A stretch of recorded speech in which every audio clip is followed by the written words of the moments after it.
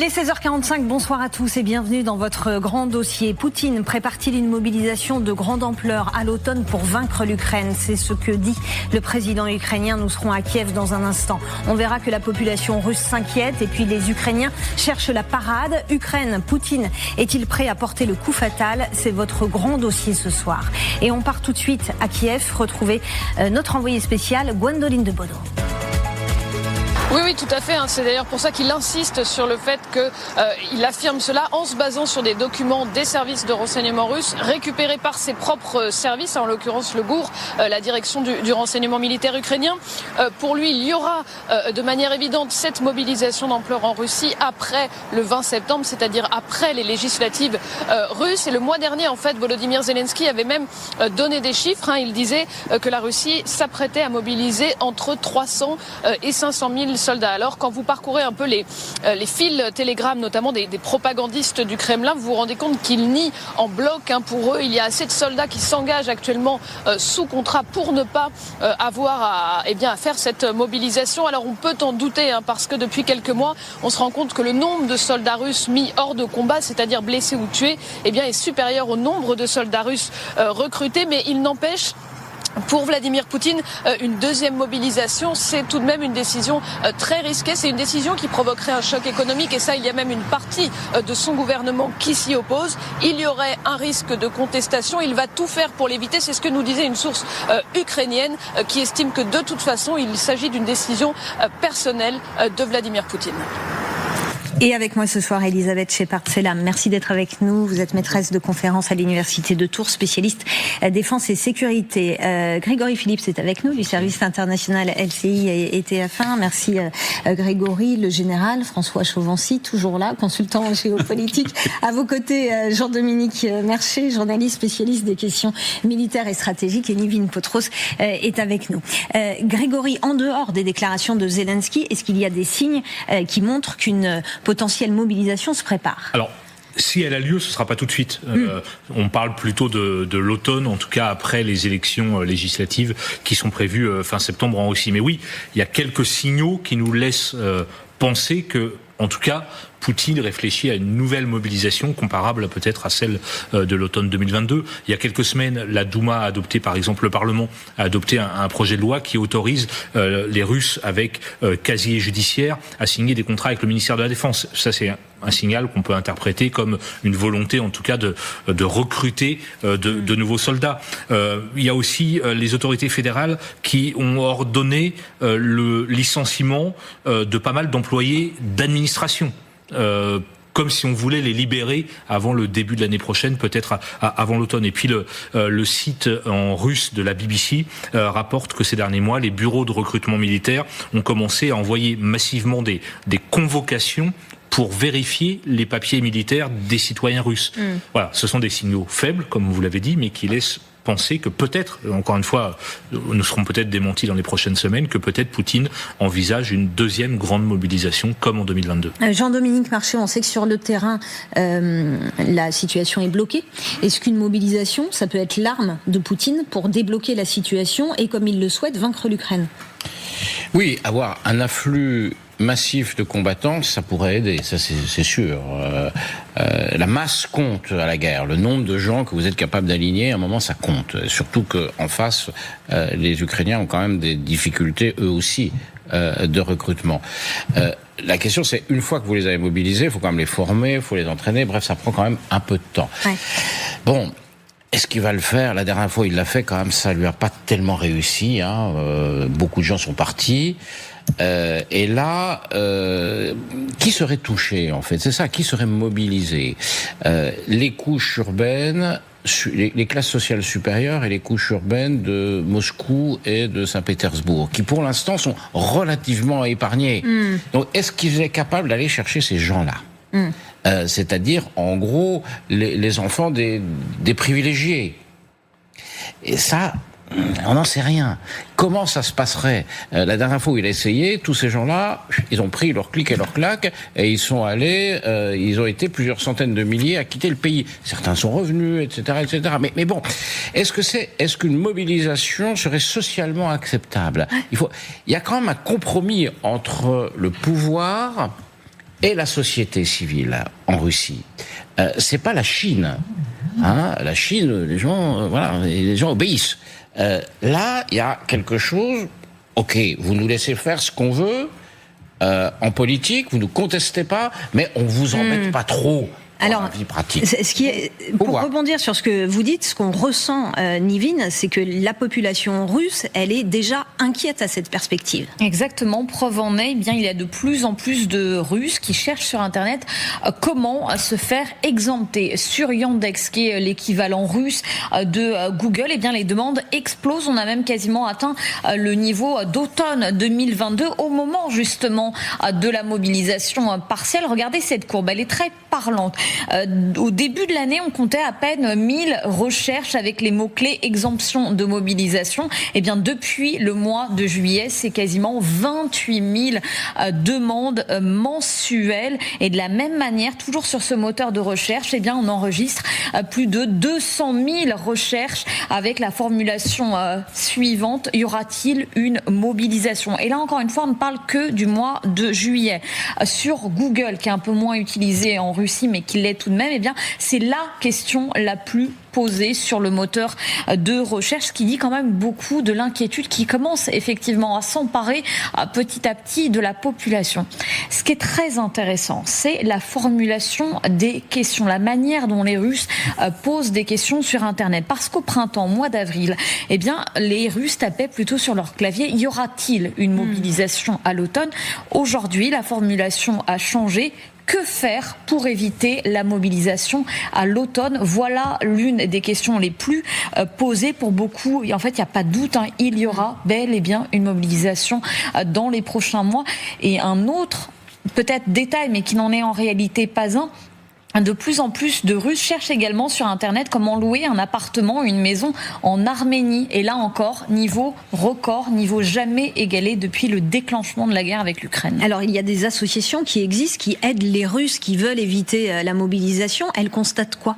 Elles constatent que de plus en plus de jeunes les sollicitent. Là aussi, explosion de la demande. Avec ce chiffre qui est quand même très parlant, 200 demandes d'aide par jour reçues par les différentes associations qui viennent en aide aux populations qui veulent tout simplement partir. La première question qu'on leur pose, c'est comment partir légalement. Et puis la seconde, c'est comment partir illégalement. Comment obtenir un certificat médical pour ne pas participer à cette mobilisation.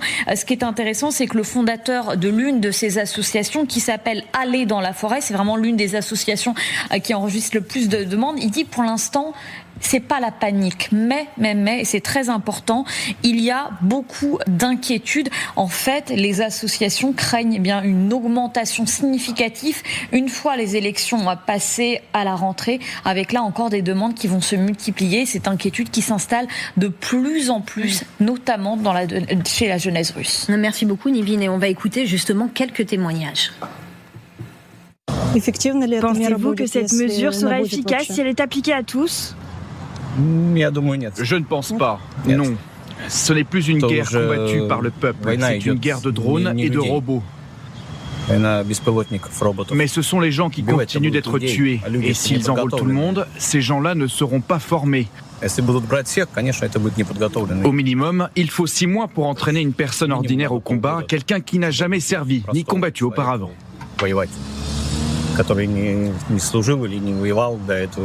Être volontaire, mais je n'ai pas été qualifiée en raison de mon âge. Si j'avais été sélectionnée, je n'aurais pas été contrariée. Si c'est nécessaire, j'irai et je défendrai notre terre indépendamment de mon âge. Si notre pays fait face à une sérieuse menace et est en état de guerre, alors c'est nécessaire. Sinon, tout le monde s'enfuirait vers la Géorgie, la Serbie ou ailleurs. Le nombre de pays qui nous soutient est de plus en plus faible, mais je pense qu'on va s'en sortir.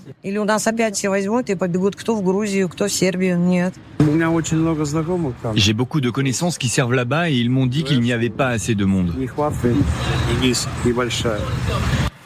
Général, est-ce qu'il a besoin de cette main-d'œuvre en quelque sorte pour prendre l'avantage, Poutine? Je n'en suis pas certain. Alors j'ai regardé un peu ce que vous voulez dire mobilisation quand même en Russie. En fait, la mobilisation concerne déjà des réserves formées. C'est-à-dire qu'en fait, vous avez 25 millions de personnes mobilisables et vous avez 2 millions de personnes qui sont des personnes qui ont fait leur service, qui sont des réservistes militaires. Alors on parle pas vraiment de conscription. Déjà, il y a un distinguo à faire entre les deux. Le conscrit ne va pas faire la guerre en Ukraine, sauf si vous voulez faire signer un contrat supplémentaire. Par contre, les réservistes, je ne sais pas s'ils pourraient, mais ils pourraient compléter les effectifs. Et la question que vous posez, c'est qu'en fait, on n'en sait absolument rien à quoi servent ces mobilisés. Donc ces réservistes militaires qui sont à l'échelle de 2 millions quand même pour l'ensemble de la Russie, à mon avis, pourraient suppléer un certain nombre de postes et dont les personnes d'actives ou volontaires pour servir en Ukraine iraient en Ukraine. Maintenant, la question a été posée de la formation et de l'entraînement. Ça veut dire qu'ils sont déjà formés, mais qu'il faut les reformer en quelque sorte, les réentraîner, qui prend un certain délai. Ce qui veut dire que quels sont les effectifs qui pourraient être sollicités. Quand je vois un peu ce qui est évoqué par-ci par-là, on serait en gros à 120 000, 130 000 mobilisés pour l'année. Voilà, capacité de formation et d'entraînement. Alors à quoi pourrait-il servir, à part ce que je viens de dire? Moi je vois pas servir autrement que en Russie pour assurer des postes que les gens d'active ne pourraient pas tenir et qui seraient, eux, utilisés en Ukraine. Donc ça peut être un complément, mais il y a quand même la notion de délai, et on revient à cette notion de délai, c'est-à-dire élections législatives en septembre, s'il y a une mobilisation à partir d'octobre, et des gens disponibles pour aller faire ça ou ça en tant que réserviste militaire, pas avant janvier. Et je reviens à cette hypothèse quand même, qu'on est plus pour préparer une campagne militaire en février 2027, c'est-à-dire qu'on aura effectivement des gens formés, équipés et entraînés, qu'un usage immédiat. Donc, je dirais, à court terme, je ne vois pas trop l'usage, finalement, de tous ces mobilisés. Alors, écoutez ce qu'on en dit à la télévision russe sur cette potentielle mobilisation. Ce son date d'il y a 4 jours. On entend dire qu'il y aurait une mobilisation. Ce sont des mensonges de l'ennemi qui sont largement repris sur nos réseaux sociaux et qui se propagent sans que personne ne prenne le temps de réfléchir, ne serait-ce qu'une seconde. Dites-moi s'il vous plaît, qu'est-ce que signifie la mobilisation? Comment l'imaginez-vous? Ces jeunes ne sont pas ceux qui ont suivi une formation militaire. En somme, il s'agit d'une génération qui a déjà grandi et qui ne comprend pas vraiment ce qu'on attend d'elle et qui considère que son rôle consiste à se curer les dents puis le cul avec le doigt sans changer de doigt.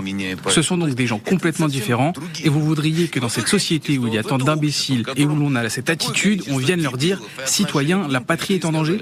Les jeunes consciencieux sont déjà sur le terrain. Voilà, Elisabeth, donc on ne s'attendait pas forcément à autre chose de la part de la propagande russe. Moi, ce que je voulais voir avec vous, c'est que même l'armée russe, elle a de la peine à recruter malgré des primes qui sont alléchantes. On parle de l'équivalent à peu près 50 000 €. Alors, plusieurs choses. La première, effectivement, ils sont très bien payés, mais aujourd'hui, tout le monde sait que c'est une véritable guerre. On n'est plus dans une opération spéciale. Avec, sur les réseaux sociaux, on voit de plus en plus de militaires. On parle des morts, mais on pourrait parler de ceux qui sont blessés, qui reviennent sans jambes, sans bras, qui en parlent sur les réseaux sociaux assez ouvertement. Ça doit faire réfléchir un certain nombre.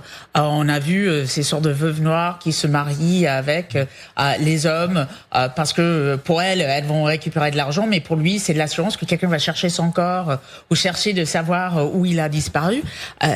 On sait aujourd'hui, enfin les Russes savent aujourd'hui que c'est une guerre qui peut leur coûter assez cher leur vie.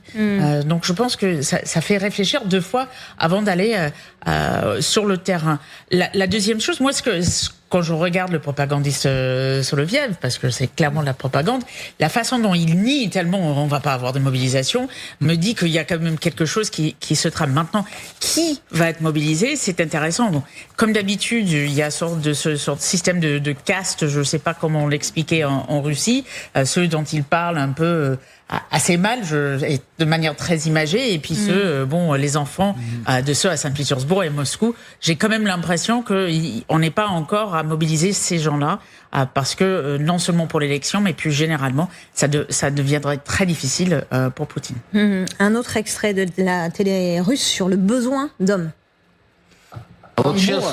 Est-ce qu'aujourd'hui il y a beaucoup de femmes qui voudraient signer des contrats avec les unités combattantes?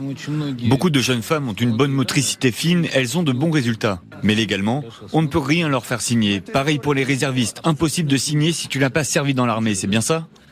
Je voudrais, dans cet esprit, sans aucun jugement, simplement exprimer l'opinion que les gens ont le droit de défendre la patrie. Peu importe qu'on soit blessé, malade, boiteux, peu importe les problèmes de santé, peu importe l'âge et le sexe. Oui, Jean-Dominique. Oui, En fait, depuis le début de la guerre, depuis 2022, il y a dans les deux pays, en Ukraine et en Russie, une crise des effectifs. Ils ne sont pas assez nombreux dans ces armées. D'abord parce que ces pays connaissent une situation démographique extrêmement dure, avec une chute de la natalité il y a une vingtaine d'années, une trentaine d'années, et donc il y a des classes creuses aujourd'hui. Les classes qui d'habitude sont mobilisées, ces gens-là, ils ne sont simplement pas nés. Et donc, ça pose un vrai problème. Et on mobilise quelques centaines de milliers d'hommes, des deux côtés, en fait, pour cette guerre. Je vais simplement vous donner un chiffre. Pendant la guerre de 14, la France avait 40 millions d'habitants. La Russie, aujourd'hui, en a 130, je crois. En 4 ans, avec 40 millions d'habitants, mais une population relativement jeune, on a mobilisé 8 millions de gens. 8 millions. Ces pays ne sont aujourd'hui, une société comme la société russe ou la société ukrainienne, sont absolument incapables de fournir ces effectifs. Et donc, eh bien, ils gèrent avec ce qu'ils ont, c'est-à-dire pas grand-chose en termes d'effectifs. Et lorsque les gens de la télévision russe disent « il faudrait peut-être qu'on puisse mobiliser les femmes », mais ça dit quelque chose, ça dit justement la crise démographique. Les pays qui n'ont pas assez d'effectifs hommes, prenons le cas par exemple Israël, petit pays entouré de nombreuses populations nombreuses, a toujours mobilisé les femmes. Les femmes vont à l'armée en Israël. C'est le cas des Kurdes, par exemple. Toute petite population, ils sont pas assez nombreux, ils mobilisent les femmes. Et donc, là, on découvre aujourd'hui que la Russie commence à se poser de telles questions. Ce qui montre bien que, ok, on nous dit, c'est un pays immense, c'est le plus grand pays du monde. Ouais, mais quand il s'agit de trouver des effectifs, on se rend compte qu'ils ne les ont pas. Et pour quelle mission on pourrait mobiliser des femmes si c'était le cas ? Alors, quand vous prenez le défilé du 7 mai annuel, vous voyez d'ailleurs que la seule unité qui défile féminine à 100%, parce qu'il n'y a pas de femmes dans les autres unités, c'est le service de santé. Donc voilà, donc c'est je dirais le coup classique. Mais maintenant, on parle de problème démographique, mais en France, si on embauche aussi, si on recrute les femmes, c'est aussi parce qu'on a un problème démographique. Dans l'armée française, c'est 14% de femmes quand même au minimum dans nos armées, parce que outre le fait que c'est leur offrir l'opportunité de servir dans les armées. Il n'y a pas uniquement la question démographique. Il y a de ces deux aspects. Maintenant, les postes, je dirais que regardez ce qui s'est passé avec les étudiants, notamment du côté ukrainien, et sans doute aussi du côté russe, on a eu quelques reportages, les équipes de dronistes. Est-ce qu'être droniste, finalement, c'est forcément aller servir en Ukraine ? On peut très bien être femme et habile à un drone et l'utiliser sans aller sur le champ de bataille.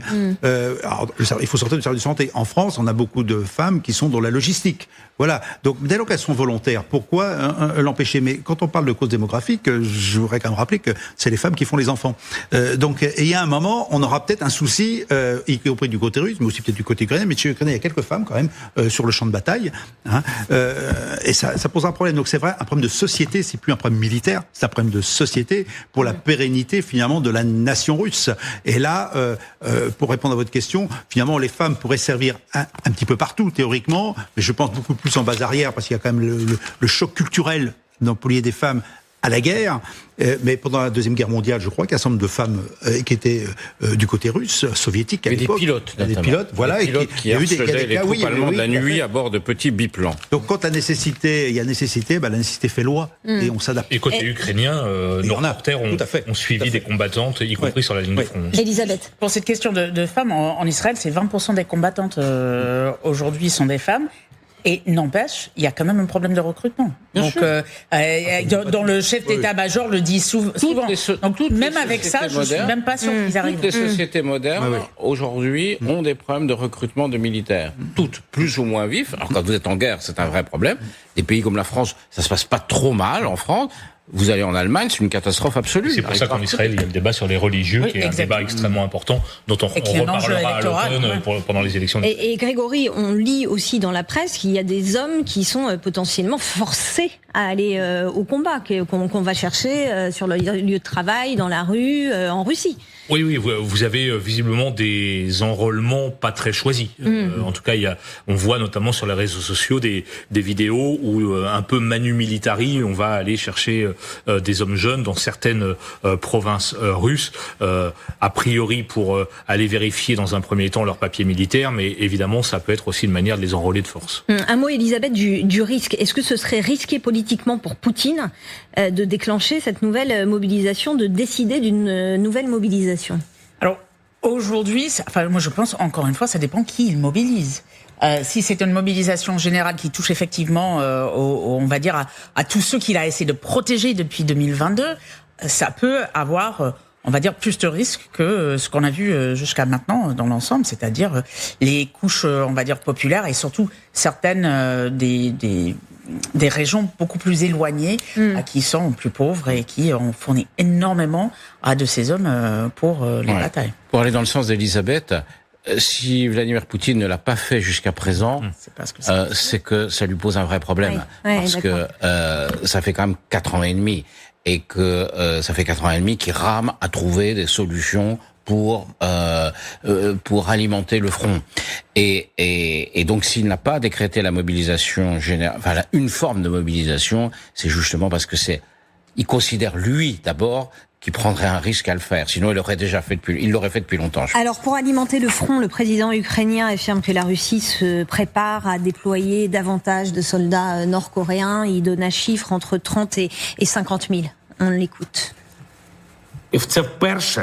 Pour la première fois, ils ne peuvent pas mener la guerre sans renfort venu de Corée du Nord. Ils s'apprêtent désormais à déployer un contingent nord-coréen supplémentaire sur leur territoire.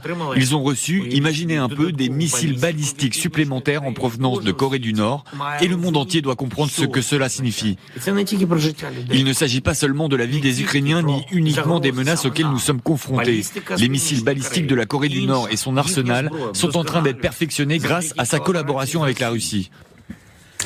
Bonjour Régis Janté, merci de nous rejoindre. Vous êtes journaliste, écrivain, spécialiste de la Russie et l'auteur de l'ouvrage Notre homme à Washington, Trump dans la main des Russes. On parlait de l'aide des Nord-Coréens, Zelensky qui affirme que la Russie va déployer 30 à 50 000 Nord-Coréens de plus. Est-ce que la Russie, effectivement, a besoin de cette aide nord-coréenne ? Visiblement oui.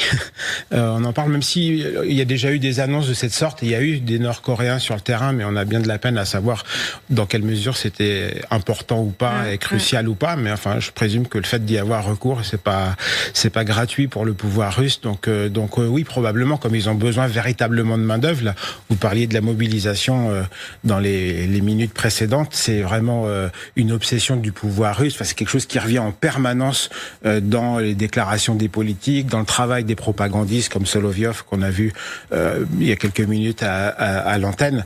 Donc c'est un vrai problème effectivement, et comme le disait Jean-Dominique, c'est le nombre compte énormément. On se souvient, je sais pas, d'une opération comme celle de Barmout par exemple, qui a vraiment été gagnée. Souvenez-vous, c'était avec ce fameux Prigojine, les troupes de Wagner, où on a vraiment envoyé de la chair à canon. Il n'y a pas d'autre mot. On parle de 25 000 morts, peut-être uniquement par le nombre, en fait. Et ça avait inversé la tendance, d'ailleurs, sur le front à l'époque. Stratégiquement, est-ce que c'est un renfort, ces soldats nord-coréens, qui peut avoir du poids général? Alors d'abord, c'est la mise en application d'un accord de défense mutuelle et d'aide militaire à l'autre qui s'était signé en 2024. Donc en fait, c'est la mise en œuvre de cet accord. Alors maintenant, est-ce que ça va changer quelque chose? Alors c'est vrai, on vient de parler de Koursk et des quelques 10 000 hommes qui auraient été là-bas. Au niveau infantassin, ça n'a pas été un grand succès, il y a eu beaucoup de morts. Il y a eu aussi effectivement après la maintien a priori de Coréens pour notamment tout ce qui est déminage, semble-t-il. Donc Koursk est en Russie, donc il n'y a pas d'engagement militaire direct de Coréens en Ukraine. Et puis il y a ce qu'on annonce effectivement, cette composante, je dirais, de missiles sol-sol, avec un certain nombre de missiles annoncés. 40 seraient déjà en Russie, sur un total de 120. Alors avec quel objectif? Alors les objectifs, c'est sans doute effectivement de contribuer au conflit avec une capacité de missiles supplémentaires. Bon, d'un autre côté, quand on voit la production missile aujourd'hui des Russes, en gros, ça doit être, je sais plus, 300, 350 par mois. Est-ce qu'ils ont vraiment besoin de ces quelques missiles qui arrivent? En revanche, un apprentissage et puis une mise en expérimentation de missiles qui n'auraient pas servi de côté coréen. Ça peut être aussi une explication technologique, c'est-à-dire que les Coréens vont appréhender le combat à partir de missiles sol-sol de leur propre production et de voir si ça fonctionne et si c'est aussi efficace qu'ils pourraient le supposer. Voilà.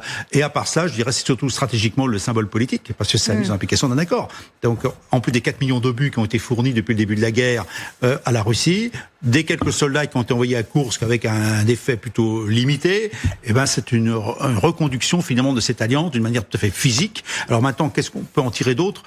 Alors bien sûr, il y a l'annonce de 30 à 40 000 ou 50 000 Coréens. Bon, je rappellerai qu'à l'époque de Koursk, on en annonçait 100 000 et qu'on les a jamais vus venir. Donc attention aussi aux chiffres, Grégory. Oui, puis on a vu qu'à Koursk, c'était des hommes qui n'étaient pas entraînés au combat. Enfin, je parle sous votre contrôle général. On n'a pas bien compris d'ailleurs quelle était leur mission dans ces... Encore une fois, ils n'étaient pas en territoire ukrainien, attention, ils étaient en territoire russe lors de l'offensive menée par l'Ukraine. Mais il y a sans doute aussi un problème... Quand bien même 10 000, 20 000, 50 000 soldats nord-coréens arrivaient sur le front, il y aura sans doute un problème d'adaptabilité et de compatibilité avec les troupes russes, j'imagine. Elisabeth. On se souvient même qu'ils s'étaient retirés à un moment parce qu'ils ont eu tellement de pertes, problème de logistique, problème aussi de langage, qui est quand même assez important pour communiquer sur le champ de bataille. J'avoue que je ne sais pas comment ils ont réussi à aller au-delà de ces problèmes, si encore ils vont envoyer 30 à 50 000 hommes. Mais l'aide des obus, le nombre d'obus, ces questions de missiles, leur production qui quand même est assez importante. Ça aussi c'est très important parce que c'est pas simplement les hommes, c'est toutes ces missiles qui ont été depuis perfectionnés, ils ont commencé à les utiliser. Il y a un retour d'expérience avec certainement des transferts de technologies russes qui les ont aidés à les perfectionner. Ça aussi c'est très important et ça aussi peut être de plus en plus important avec toutes ces frappes sur Kiev notamment qu'on voit. Oui, et il n'y a pas seulement le front. C'est-à-dire il faut aussi faire tourner l'industrie d'armement, qui consomme énormément de main-d'œuvre. Et les Russes n'en ont pas. Et là, encore une fois, on est face à un problème d'effectifs. Il n'y a pas assez de gens pour faire tourner les usines. Et donc il faut faire venir des immigrés. Il y a des campagnes de recrutement en Afrique, en Asie, pour faire venir les gens, faire simplement travailler, parce que tous les hommes qui sont souvent d'ailleurs plutôt des classes populaires qui sont envoyés au front, et on parle quand même de plusieurs centaines de milliers depuis 4 ans, tous ces gens-là ne sont plus dans les usines, ils sont plus dans la production. Or, encore une fois, si je peux me permettre une comparaison avec nos guerres précédentes, pendant la guerre de 14, on a connu ça. On a mobilisé en 1914 tout le monde, et puis à un moment, on s'est dit, ça s'appelait la crise des obus. C'est-à-dire exactement ce que il arrive en Russie et en Ukraine aujourd'hui, ils n'ont plus assez de munitions. Et là, les états-majors ont dit, moi j'ai besoin de soldats, mais j'ai aussi besoin d'obus. Donc on a démobilisé les ouvriers. On a renvoyé les ouvriers qui étaient dans les régiments d'infanterie et on les a remis dans les usines pour produire. Et donc aujourd'hui, faire venir des Nord-Coréens en Russie, c'est aussi faire venir la main-d'œuvre pour faire tourner l'économie. Et quand on vous écoute, on a l'impression, et Régis Janté, que finalement tout ne tient qu'à un fil. L'économie de guerre, la situation sur le front, et que c'est... Oui, parce que la Russie, enfin l'Ukraine aussi, mais la Russie est vraiment dans une position extrêmement difficile sur le front. On voit que depuis près de 6 mois, ça n'avance pas du tout, contrairement aux espoirs de Poutine, et qui peut pas perdre cette guerre. Donc il faut, à un moment donné, il faut dévoiler son jeu, et ça coûte évidemment politiquement que de dire qu'on va mettre des Nord-Coréens sur le front, ça coûte diplomatiquement, parce qu'il y a quand même plein de gens dans le monde des alliés de la Russie, ou même dans nos pays, les gens qui sont plus ou moins pro-russes, qui, pour diverses raisons, et c'est pas gratuit quand même d'employer un pays qui est quand même le pire de la planète en termes de démocratie, de respect de droits humains, etc. En termes de réputation, ça coûte à l'intérieur du pays, parce que ça reste la Russie un pays qui la population russe qui rêve d'Occident, dont le modèle l'Occident, ça n'a jamais été l'Asie. Même dans le contexte actuel, c'est pas la Chine, par exemple. Les Russes continuent de regarder vers l'Ouest, et donc se dire finalement notre allié c'est la Corée du Nord, c'est quand même quelque chose qui coûte. Donc ça veut vraiment dire ce que vous soulignez parfaitement, c'est le manque crucial de main d'œuvre. Ça avait été la problématique de la mobilisation de 2022, où on a dit c'est pas vraiment une mobilisation, et puis c'est qu'une demi-mobilisation. Et on retrouve ces choses-là aujourd'hui lorsque Soloviev dit mais faut pas utiliser le mot mobilisation, ça n'en est pas une.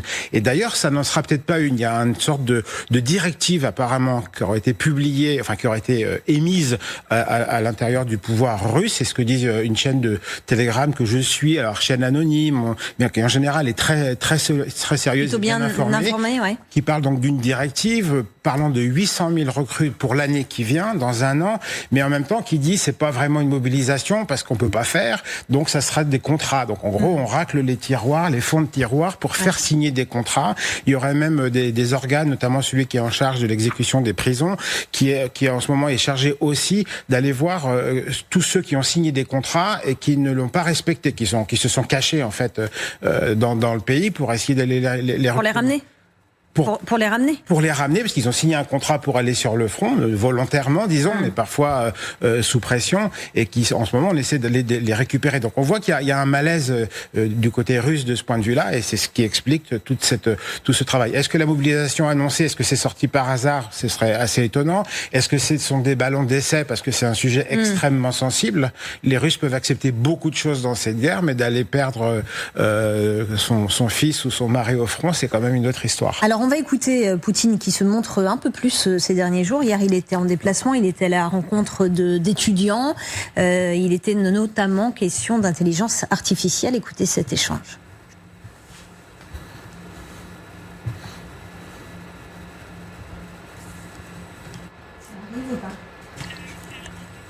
Voilà, ça arrive. Vladimir Poutine, c'était hier lors d'un échange. Bon, visiblement, il a un petit peu de mal à arriver. Vladimir Poutine est en retard. Vladimir Poutine n'est pas le seul dans les chefs d'État à être régulièrement en retard. Effectivement, alors, il est en déplacement, plutôt décontracté d'ailleurs, devant les caméras, et on l'écoute. Quelle menace l'intelligence artificielle représente-t-elle pour nous? Je vais vous le dire franchement, vous n'avez rien à craindre. Et moi, je n'ai jamais eu peur de rien. Voilà, alors plusieurs points déjà, Grégory. Il y a cette phrase, je n'ai jamais eu peur de rien, cette volonté de montrer en tout cas une image de force et de puissance dans ce contexte. Dans cette réunion, il s'agit d'autre chose. Il parle d'intelligence artificielle. Bien sûr. Et puis il glisse cette petite phrase. Et vous avez vu ce matin une autre image, cette fois-ci en uniforme. Alors Régis connaît ça mieux que moi, peut-être de marin, puisqu'il rend visite à la marine. Ouais. Et donc là, il y a une autre image de lui avec les marins. On l'écoutera un peu plus tard, effectivement. De la côte pacifique. Oui, je n'ai peur de rien. C'est un propos sorti comme ça. Rappelons qu'il y a quand même une semi-campagne électorale avec ces élections en septembre, et un Poutine qui veut se montrer à la fois fort auprès des militaires, auprès du peuple. On l'a vu hier ou avant-hier avec un petit garçon qui souhaitait devenir aviateur. Donc effectivement, Poutine ressort un peu du bois en ce moment pour montrer sa tranquillité. Pourquoi il ressort du bois? Alors, il est aussi en campagne. Comment vous regardez ça, Régis? On a beau être en contexte quasi dictatorial, extrêmement autoritaire, et il n'empêche que c'est délicat. C'est toujours délicat, les élections dans ces régions. Je peux le voir très souvent au cours de ma carrière. Vous êtes dans une dictature, il n'y a pas d'opposition. Il n'empêche que c'est un moment sensible, qu'on laisse plus les journalistes étrangers rentrer comme on veut, etc. Je parle du contexte dans tous les pays de la région. Donc là, c'est délicat. C'est pourquoi on a empêché un parti qui est promis à faire 2% le jour du vote. On l'empêche de participer. Baisse des sondages. On dit que le parti Russie Unie serait plus qu'à 32-33%, le parti présidentiel, dans les derniers sondages. Donc c'est un peu délicat, et ce genre de régime n'a pas peur, mais en permanence en train de prévenir. Donc je pense que c'est un peu ça, ce que les images de Poutine de ces derniers jours, c'est un Poutine qui va au contact du peuple. Ce qui est pas, il lui arrive de sortir, mais il va voir des militaires, il est dans une base avec le chef d'état-major, etc. Là, ces jours-ci, il parle à un jeune garçon, il va dans une rue même, etc. Donc c'est sans doute un Poutine en campagne. Je ne sais pas si cette phrase je n'ai peur de rien est importante ou pas, ou si elle la conversation. Voilà, dans une conversation un peu accidentelle. Mais bon, dans le contexte actuel, c'est effectivement peut-être pas si mal, parce que c'est aussi un moment de la guerre où les Russes sont touchés. Il y a des attaques sur le territoire. On touche les hangars de stockage des Amazones locaux, etc. Donc ça veut dire que le colis qu'on attendait, pour lequel on a dépensé de l'argent, il n'arrive pas. Donc ça a quand même un impact, je crois, dans la population. On l'a vu en Crimée aussi, par exemple. Et on reviendra sur ces attaques dans un instant, mais Moscou aussi profite en ce moment de la faille ukrainienne, c'est-à-dire des intercepteurs de missiles balistiques que les Ukrainiens n'ont pas, et écoutez ce qu'on en dit à la télévision. Bien sûr, lorsque nous avons évoqué aujourd'hui la tentative de Zelensky de se procurer des missiles intercepteurs, un scandale a éclaté aux États-Unis. Trump aurait appelé Pete Hegseth pour lui dire « Tu m'as trompé ». Il s'avère que notre arsenal de défense aérienne est presque épuisé. Il n'y a donc rien pour Zelensky. Rien de bon pour Zelensky. Nous devons saisir cette opportunité. Nous devons saisir cette opportunité. Nous devons frapper tous les jours, à fond. Dès maintenant, nous devrions détruire tout ce qui peut l'être. Général, on va aller voir les chiffres, les cartes avec vous, comment les Ukrainiens s'engouffrent dans la faille, comment les Russes s'engouffrent dans la faille ukrainienne. Alors d'abord, toute leur industrie est tournée vers les missiles balistiques. Oui, tout à fait. D'abord, aujourd'hui, on a le KH-101. Il y a une production de quelques dizaines par mois aujourd'hui, c'est quand même important. La vitesse ici, c'est à peu près la vitesse de tous les missiles que nous allons voir ou autres engins de ce type. Alors celui-ci, il a une portée de 3000, il ne me semblait pas qu'il avait aussi loin, mais peu importe. Charge utile, effectivement, 400 kg d'explosifs, c'est ça que cela veut dire. Donc, avec une précision de tir, ce sont des missiles qui frappent aujourd'hui donc l'Ukraine, et surtout ce que l'on remarque en termes de chiffres, par exemple, on peut pas dire en juillet, 350 missiles de tout type sont tombés sur les villes ukrainiennes, et très peu ont été arrêtés par la défense antimissile.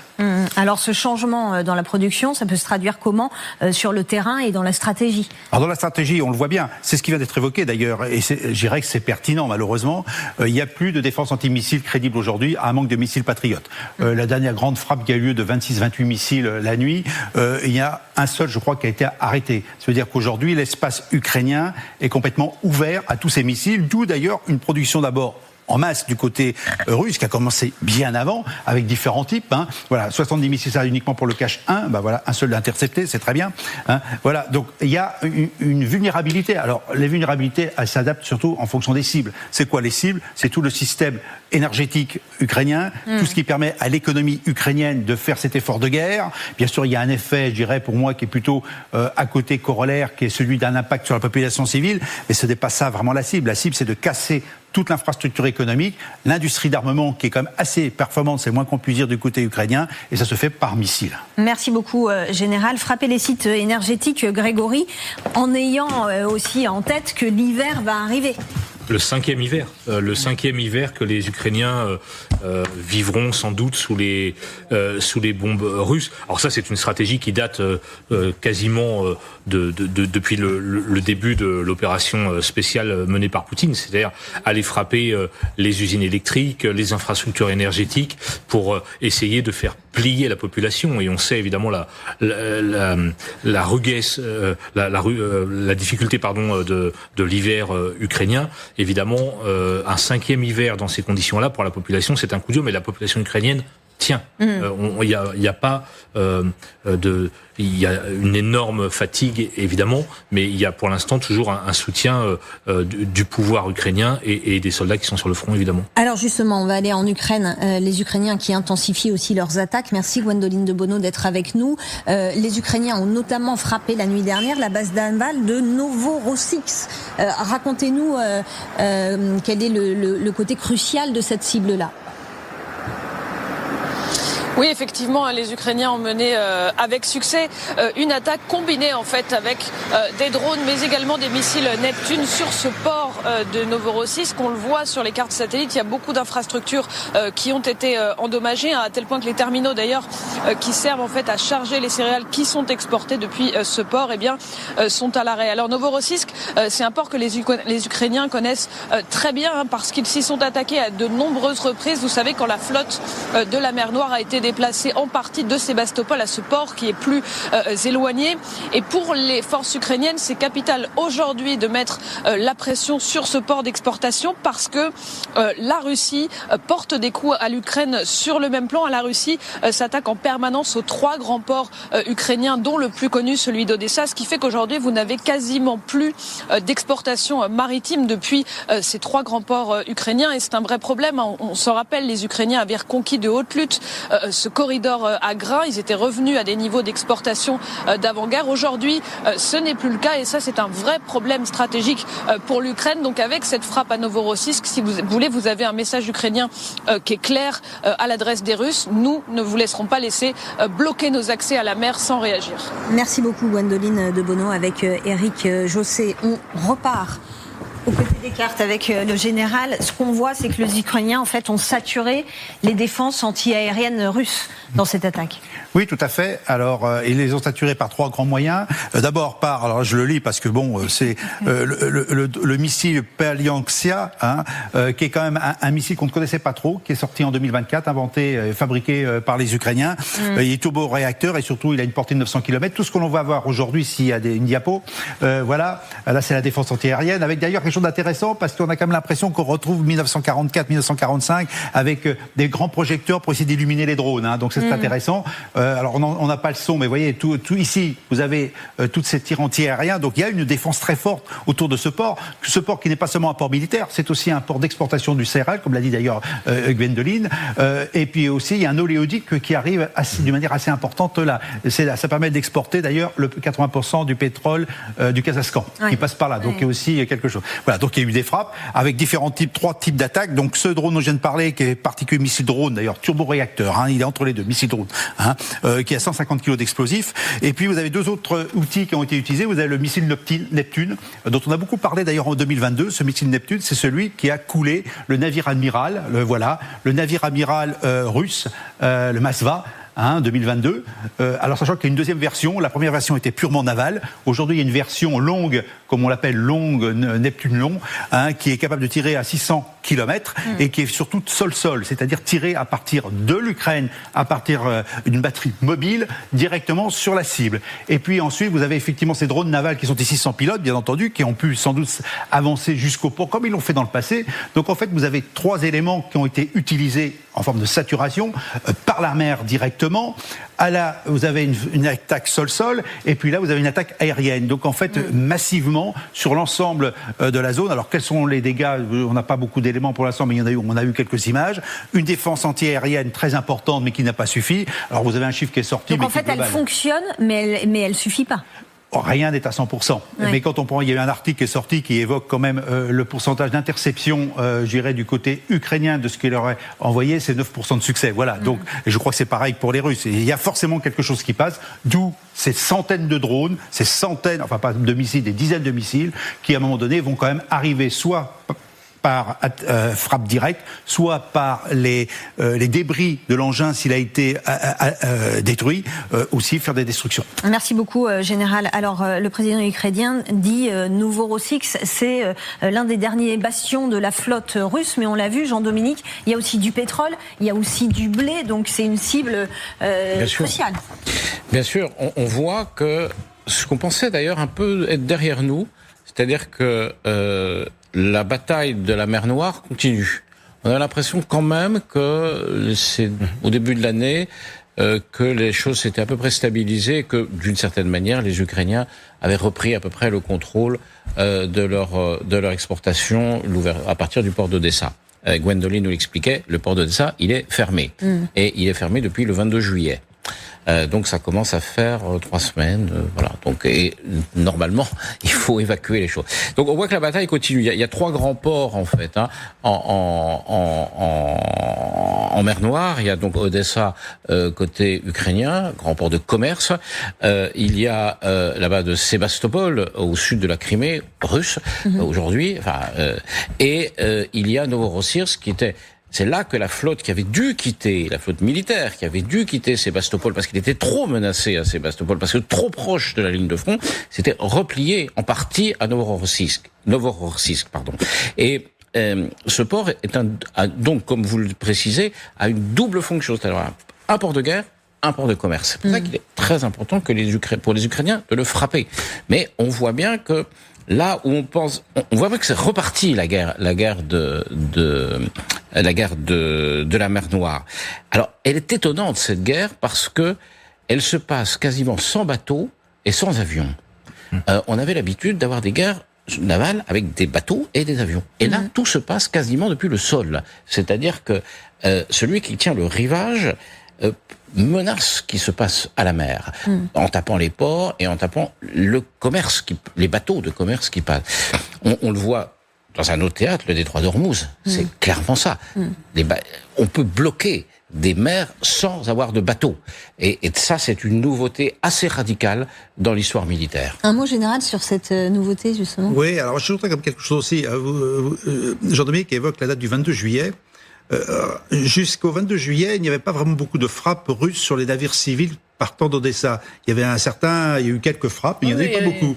Et quand, justement, dans l'optique, la stratégie du président Zelensky des 40 jours pour imposer que Poutine vienne à la table des négociations, rappelez-vous, il y avait un certain nombre de dizaines, sinon de centaines de navires qui ont été coulés par les Ukrainiens. Et la riposte, elle est arrivée après, puisqu'effectivement, vous avez plusieurs dizaines de navires qui faisaient le commerce avec Odessa, qui finalement ont été coulés. Alors, donc, les attaques dont on parle, ça veut dire attaque, contre-attaque, représailles, et donc effectivement le schéma change complètement. Alors bien sûr c'est tout ce qui est drone déjà, parce que n'oublions pas que je n'aurai pas à le dire, le port dont on parle, Novorossiysk, la Nouvelle-Russie.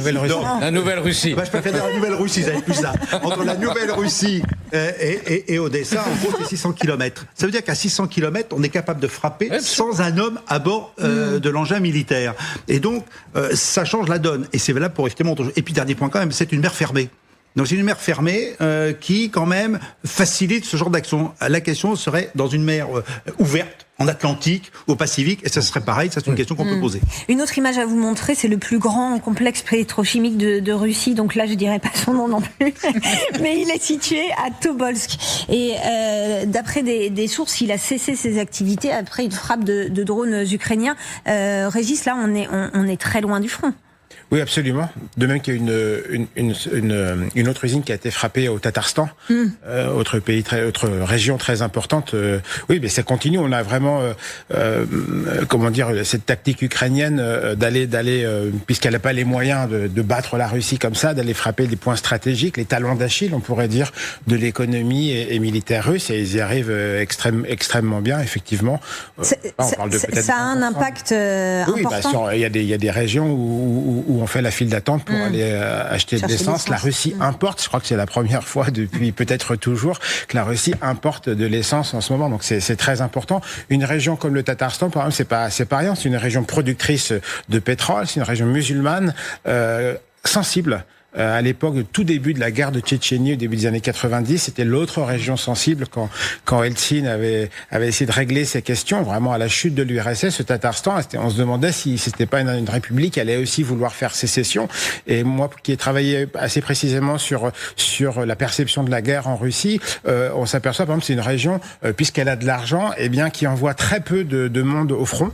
En revanche, chaque région a une sorte de quota un peu informel, mais pour qu'il y ait suffisamment de front, pour la question de mobilisation et d'hommes qui vont sur le front, le Tatarstan avec son argent payait d'autres régions pour que sur son quota à elle, on envoie des soldats au front sans que ça soit des gens du Tatarstan pour que le pouvoir reste. Donc là, ça montre aussi comme ça par le détail comment ça fonctionne aussi cette mobilisation, parce que c'est quand même une guerre et c'est un des traits essentiels du côté russe qui est pas vraiment soutenu moralement. Si on regarde les sondages, mais qu'est-ce que ça veut dire le sondage dans ce contexte politique? Mais les gens disent on est plutôt pour la guerre, etc. Mais en réalité, l'appétit, la volonté de défendre la patrie n'est pas perçue par les Russes, ce qui est quand même pas le cas en Ukraine, évidemment. Oui. C'est ce qui fait la différence et c'est ce qui fait qu'un pays qui manifestement est beaucoup moins puissant que l'autre, arrive à tenir avec un soutien occidental énorme, évidemment. Et est-ce qu'il y a une inquiétude, voire une colère qui monte avec ces conséquences qui se font de plus en plus concrètes? On le voit sur l'essence. Vous avez parlé des entrepôts de l'Amazone russe aussi, donc avec les colis qui n'arrivent pas. Non, pas se mettre en colère en Russie, c'est délicat. Parce que l'arsenal juridique aujourd'hui est monstrueux. Donc, pour un petit post sur un réseau social, vous pouvez aller en prison et pour longtemps. Donc, pas véritablement. En revanche, ce qu'on voit, et c'est toujours très important, c'est aussi qu'au sein de l'élite, alors on le voit pas, ça, il faut avoir des sources, mais qu'au sein des cercles dirigeants, ça, le soutien s'affaiblit. Il était très faible d'emblée chez les puissances d'argent. Je pense à quelqu'un comme Monsieur Kostin, qui est le chef de la banque VTB, qui est vraiment la banque bras armé géopolitique de Monsieur Poutine, qui est peut-être quelqu'un qui a financé Monsieur Trump en son temps, par exemple. Dès les premiers jours de la guerre, il disait, ça avait été révélé par une consoeur russe, que cette guerre, c'était une tragédie. Et on voit bien que avec le temps, de plus en plus, les gens qui manient de l'argent, qui peuvent être les principaux soutiens de Monsieur Poutine, ne veulent plus de cette guerre, parce que les sanctions, elles paient, elles font très très mal, parce que les taux d'intérêt directeurs sont très hauts et qui peuvent plus se refinancer. Et quelqu'un, par exemple, comme Monsieur Tchemezov, qui est le grand patron du complexe militaro-industriel russe, autant que je sache, il est plus vraiment derrière, parce que lui, son secteur, il le faisait fonctionner en vendant de l'armement. On n'en vend plus en Russie aujourd'hui, puisqu'il faut tout va vers le front. Et lui, financièrement, il a de la peine à sauver sa holding, si vous voulez. Donc, on sent qu'au sein des cercles dirigeants, même des gens comme les Kovalchuk, qui sont une famille très proche de Monsieur Poutine, qui sont depuis les années 90, on dit que Yuri Kovalchuk, qui est un peu, on le surnomme le banquier personnel de Monsieur Poutine, qu'il a passé le Covid ou la Covid avec Monsieur Poutine en quarantaine, quoi, ensemble, qu'ils ont lu des livres d'histoire et que c'est un peu ensemble qu'ils ont conçu l'idée de l'invasion à grande échelle de la Russie, et bien que depuis quelques mois, il est plus trop favorable. Alors on peut pas dire à Monsieur Poutine, il faut que tu arrêtes cette guerre, c'est ridicule, mais qu'ils essaient de faire du lobby pour l'arrêter, parce que économiquement ça les pèse trop. Ces gens-là ont des médias, ces gens-là ont des chaînes Telegram puissantes, donc je pense que ça va peut-être venir un peu plus, et c'est peut-être ça qu'on lit parfois chez certains propagandistes et autres, où il y a un petit peu de mou quand même dans le soutien à la guerre. Elisabeth Zelensky dit on va tout faire pour rendre la mise en œuvre des plans russes aussi difficile que possible pour la Russie, mais que peuvent faire les Ukrainiens, à part peut-être ce qu'ils font déjà? Ils font déjà pas mal, on parle des questions économiques, je pense à Wildberry, dont la patronne, parce que c'est une femme, quand même, en tout cas selon le Wall Street Journal, les dégâts économiques sont tels que même la Banque centrale et le Kremlin s'inquiètent du sort de cette entreprise, pour des raisons aussi, comme disait Régis, c'est-à-dire les gens n'ont plus leurs colis, mais il y a aussi quand même un certain nombre de choses, des petits colis qui sont aussi pour l'effort militaire. Donc je pense que les Ukrainiens touchent à quelque chose. Maintenant, la question est peut-être pas simplement à quel point ils peuvent déranger l'économie, le pétrole ou autre, mais aussi cette question de se protéger eux-mêmes, parce que le plus qu'ils frappent, le plus ils vont être frappés, et c'est aussi ça le nerf de la guerre. Et là, on a l'impression qu'on est dans une impasse, Grégory, c'est-à-dire qu'il y a les appels de Zelensky, mais pour l'instant, il n'y a personne qui répond. Oui, mais ce qui est très étonnant quand même, si on dézoome un peu, il y a quasiment un an, jour pour jour, Poutine était à Anchorage, reçu par Trump, et regardez le retournement de situation auquel on a assisté en 12 mois. C'est quand même incroyable, avec un Zelensky qui a mois après mois a déployé de nouvelles cartes, que ce soit les frappes à distance, la Russie, la reprise de cette bataille de la mer Noire, où on voit qu'il y a quand même des choses qui continuent à se jouer, notamment pour repousser encore un peu plus la marine russe. En un an, Zelensky a quand même, personne ne dit que l'Ukraine est en train de gagner la guerre et qu'il a un avantage définitif et certain. Mais en tout cas, il y a un retournement de situation. C'était quoi? C'était le 15 août en Corée. Donc, on est quasiment jour pour jour, un an après. Il a complètement retourné la situation. C'est des négociations avec les États-Unis qui sont quasiment au point mort, aujourd'hui.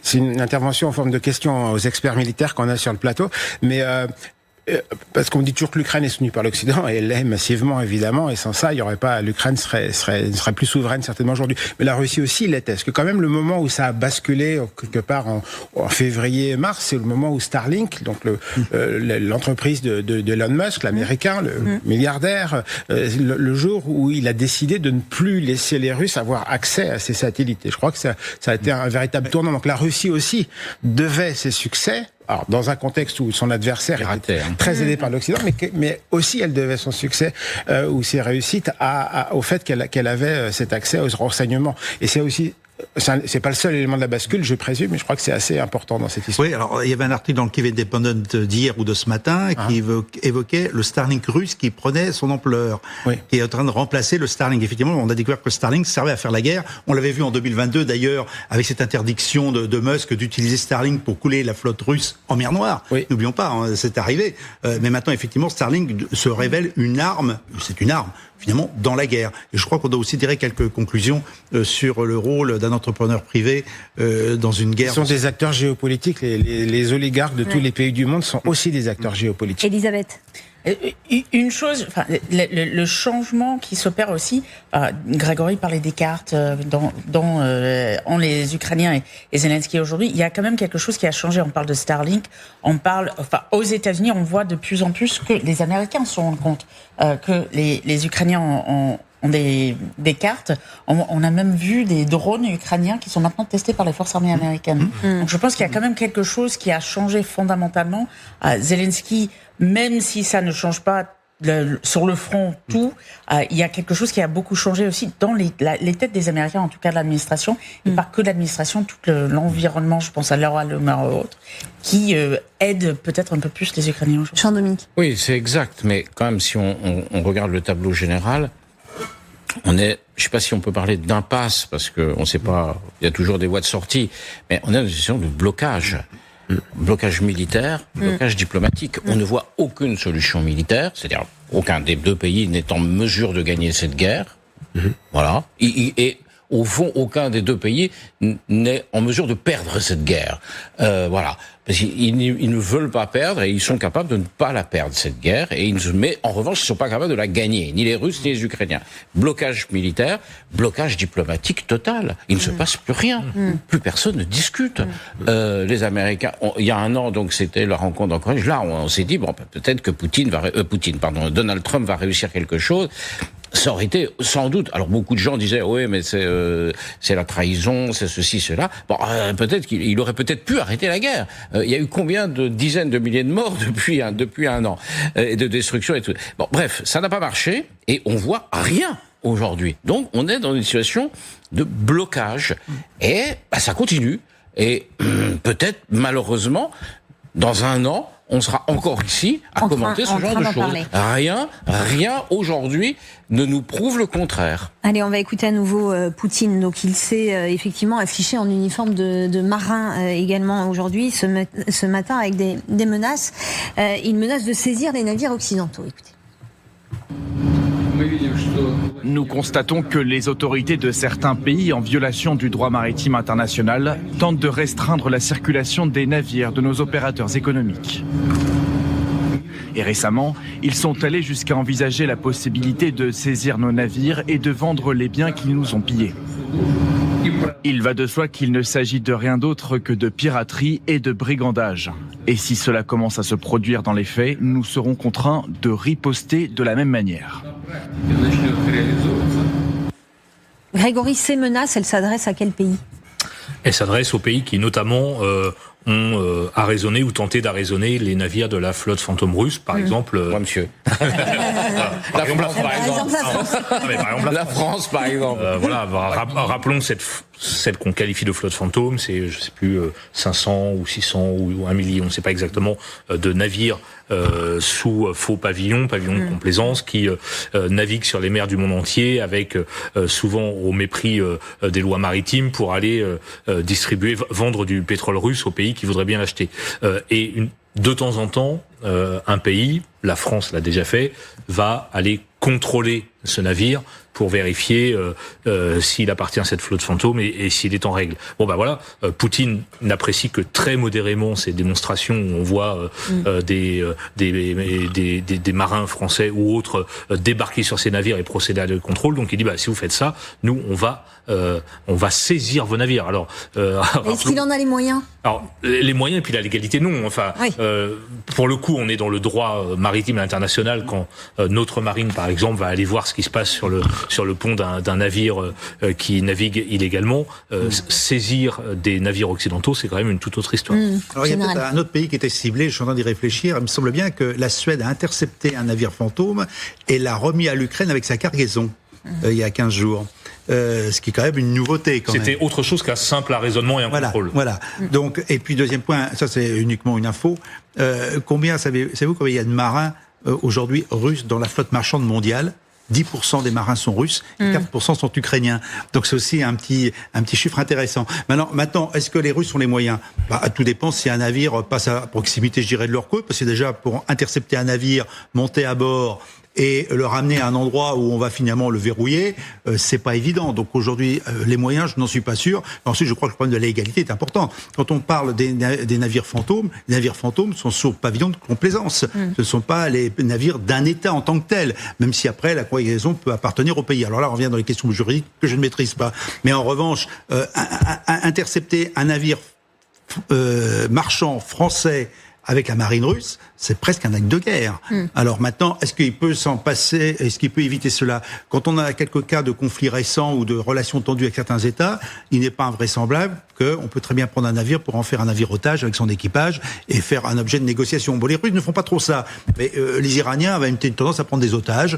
Bon, voilà. Donc ça peut exister aussi, parce qu'aujourd'hui, toutes les règles du droit qu'on a connues jusqu'à présent, à mon avis, sont carrément ignorées. C'est-à-dire qu'aujourd'hui, on a une situation, notamment entre la Russie et l'Ukraine, de tensions exacerbées, avec une montée justement de cette tension, et que peu à peu, je dirais, presque tous les coups sont permis. Alors il y a déjà eu beaucoup de coups qui ont été donnés, auxquels on n'était pas vraiment habitués, mais aujourd'hui, jour après jour, moi j'ai quand même l'impression que ce conflit prend beaucoup plus d'intensité, et que justement avec cette tentative d'essayer d'avoir une réponse positive, d'avoir une victoire, on est prêt à faire beaucoup de choses pour atteindre cette victoire, et qu'il n'y a plus de modérateur.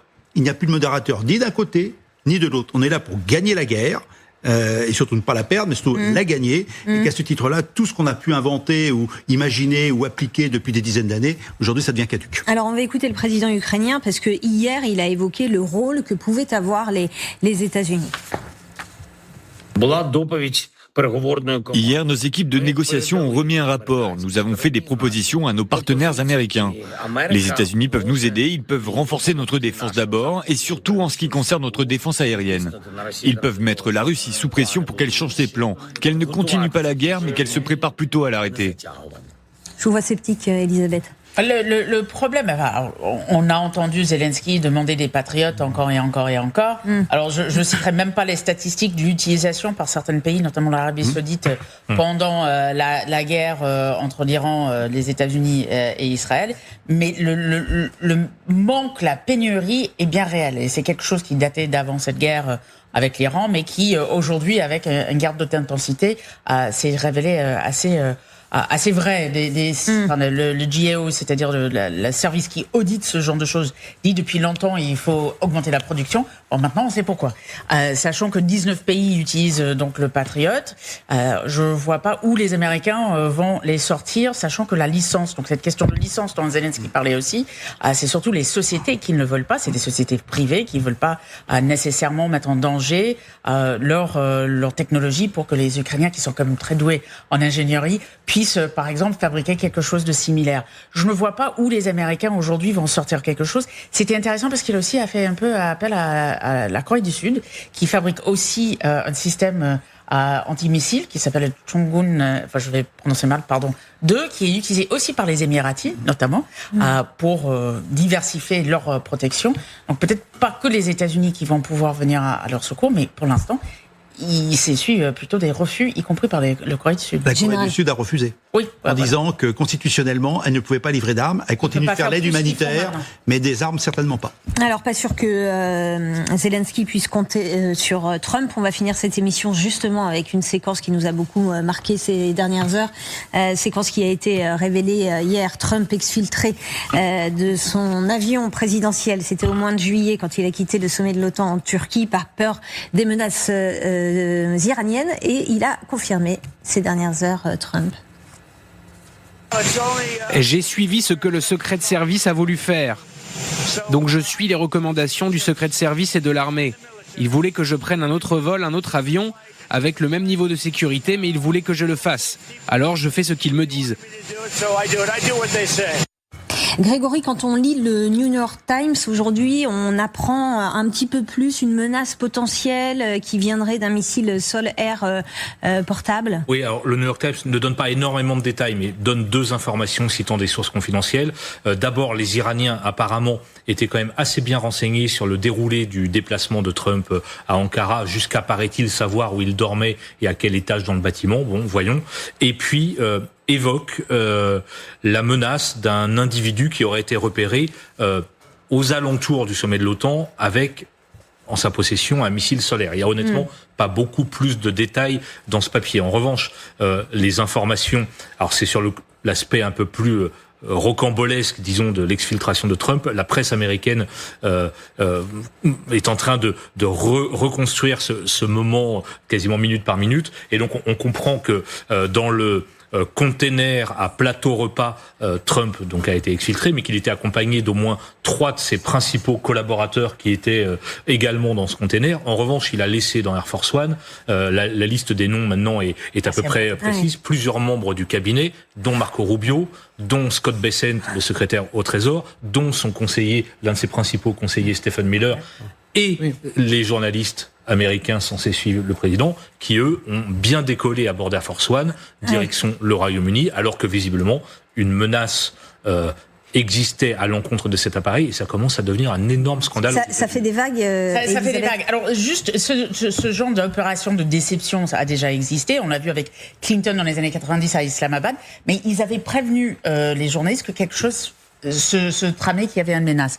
Ils n'avaient pas précisé tout, mais il y avait quand même... Ils n'ont pas laissé des journalistes dans un avion qui était une cible. Voilà. Et la moitié de votre gouvernement. Et la moitié du gouvernement, bien sûr. Il y a beaucoup de questions qui se posent, notamment avec Marco Rubio doit se poser quand même des questions aujourd'hui.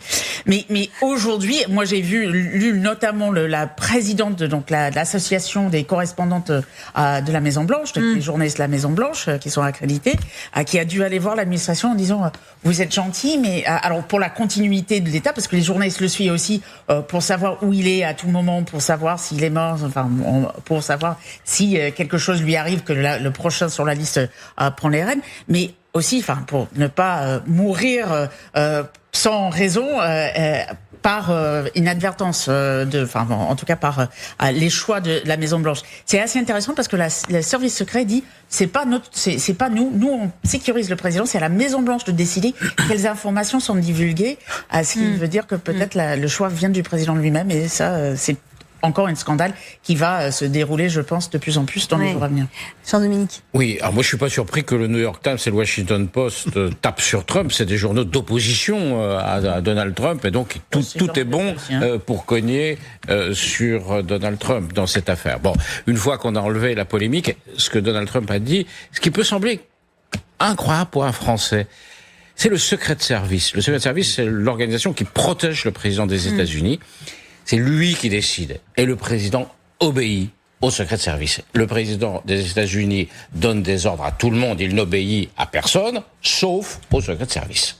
Et ça, c'est vraiment un des fondements de la sécurité du président des États-Unis et de ses proches, du vice-président, de sa famille, etc. Et pas du secrétaire d'État Marco Rubio, et pas de tout. C'est vraiment le noyau dur. En France, ça se passe pas comme ça. En France, c'est le président qui décide du niveau de sa protection. Le président en France peut dire vous me ferez pas aller dans le camion frigorifique pour aller dans un autre avion si j'ai pas envie. Aux États-Unis, le secret de service décide et le président exécute. Pour un Français, ça semble incroyable, c'est pourtant comme ça. Et c'est bien ce que rappelle Donald Trump. Et il a raison de le dire. C'est une décision du secret de service qui a estimé, en fonction de son évaluation de la menace sur le président des États-Unis, qu'il devait prendre un autre avion.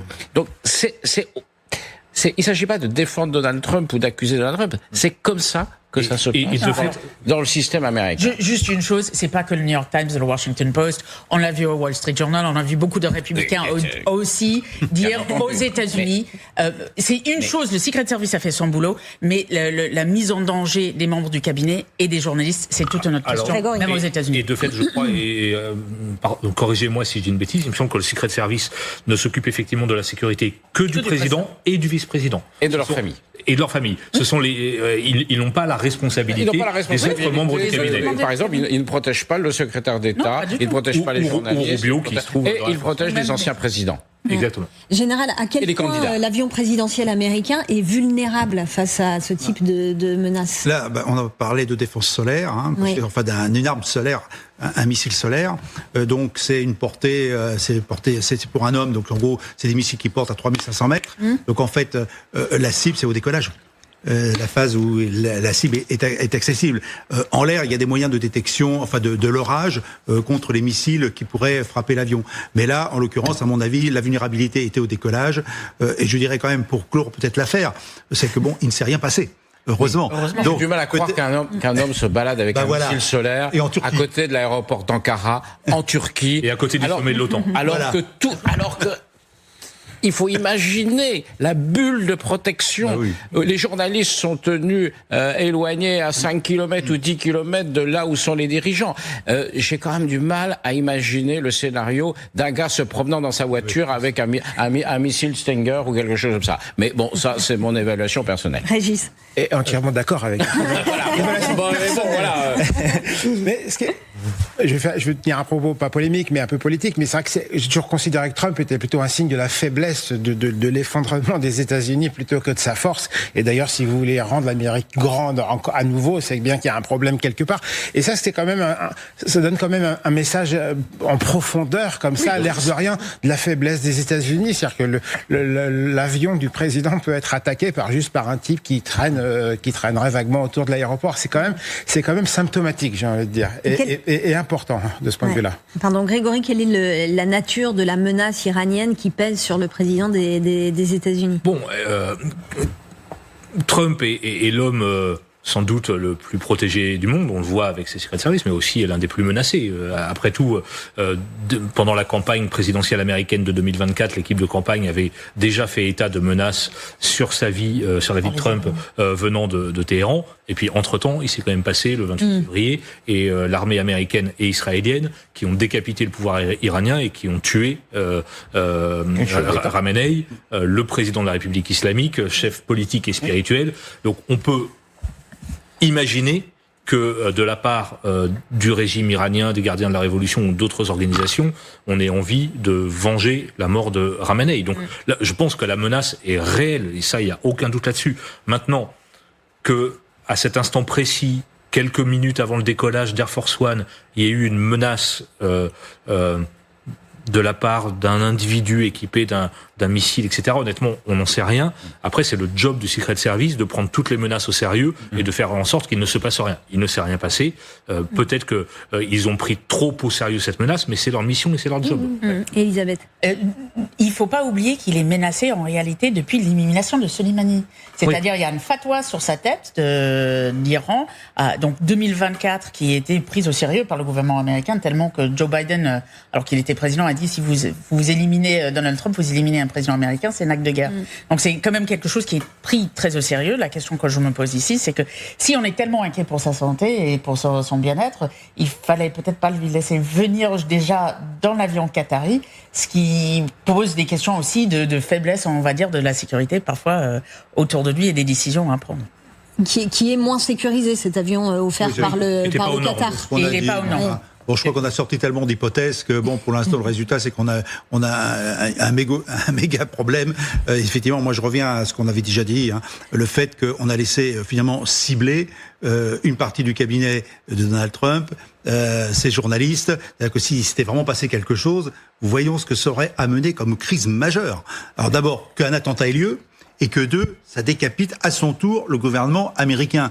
Et là, j'avoue que ça interpelle peut-être sur la prise de conscience du secret de service, sur sa prise en compte de la réalité. Alors effectivement, comme vous l'avez dit Grégory, peut-être que c'est leur job, mais à un moment donné, il faut faire preuve peut-être de discernement.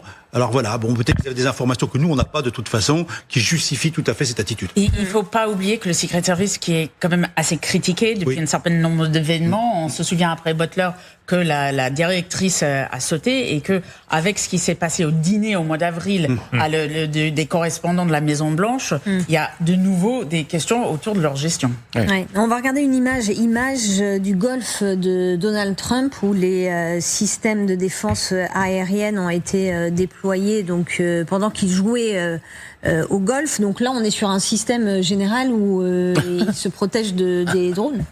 Ils se protègent des drones, oui, ils mettent tous les moyens qu'ils ont. Mais n'oublions pas qu'il y a eu quand même des individus qui ont pu s'infiltrer dans ce golfe. Donc maintenant qu'on met tous les moyens, aujourd'hui n'importe qui peut être éliminé par un drone quand on regarde bien. Si on nous avait dit un jour qu'on déploierait des moyens antiaériens pour protéger un golfe, j'aurais quand même été le premier surpris. Voilà. Elisabeth, peut-être sur le rapport de Trump à sa sécurité, parce que quand il répond aux questions, il est quand même assez détendu. Quand il dit aux journalistes, oui, moi je suis la cible, et puis de toute façon, mais si je pars, vous aussi. Détendu ou inconscient, je ne sais pas, mais on se souvient de Butler. Moi, ce qui m'avait frappé, c'était Butler.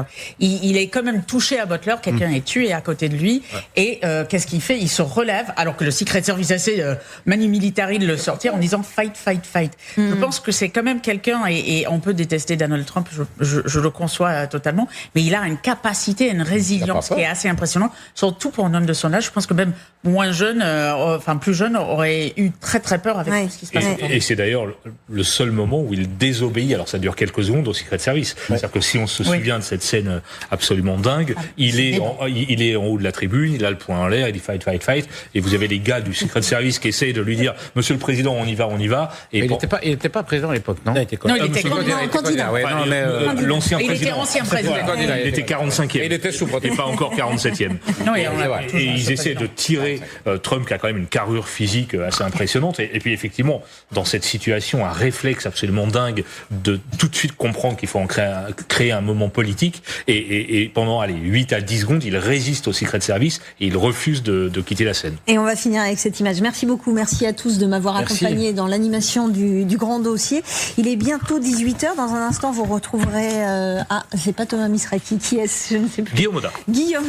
Okay. Guillaume Moda à 18h. Mais tout de suite, c'est Nivine Potros pour le journal.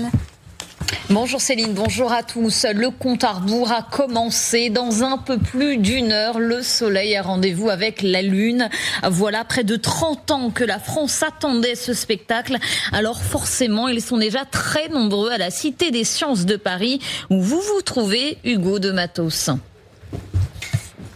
Vous voyez, tous les instruments ici sont présents. L'objectif, c'est d'apprendre à regarder vers le soleil en toute sécurité, ne pas prendre de mauvaises habitudes, parce que ce soir, on le rappelle, il y a cette éclipse solaire. Il ne faut donc pas regarder vers le ciel sans protection. Et vous le voyez ici, il y a une très forte affluence des familles, des enfants. Ici, à la Cité des Sciences, on attend près de 10 000 personnes qui seront réunies ce soir pour assister à cet événement exceptionnel, cette éclipse solaire. Merci beaucoup Hugo. Ne ratez pas notre édition spéciale à partir de 19h45. La France n'en a pas fini avec les incendies. 2 feux de forêt sont actuellement en cours. À Saint-Just, en Ille-et-Vilaine, les flammes ont déjà parcouru 10 hectares. Dans le Pas-de-Calais, 1200 vacanciers ont dû être évacués. Une centaine de pompiers est sur place. Voilà pour l'essentiel de l'information. Tout de suite, Guillaume Moda pour 24 heures.